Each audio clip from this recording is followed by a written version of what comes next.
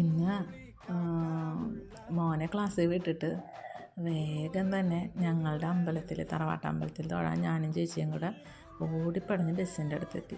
Bus കിട്ടിയില്ല, bus പോയി 5 മിനിറ്റായി. അങ്ങനെ വേഗം തന്നെ എന്ത് ചെയ്ത് കൊടുങ്ങല്ലൂർ പോകാമെന്ന് വെച്ചു. അപ്പം റോഡ് നോക്കുമ്പോൾ എങ്ങനെയാണ് കിടക്കുക? ഇപ്പോൾ ഹൈവേ വരണോണ്ട് ഏത് ഭാഗത്തുകൂടി അപ്പുറത്തേക്ക് കിടക്കണമെന്ന് ഒരു പിടിയില്ല. അങ്ങനെ 2 കല്ലുകൾ സഹായിച്ച് ഞങ്ങൾ ചാടിക്കിടന്ന് അപ്പുറത്തെത്തി.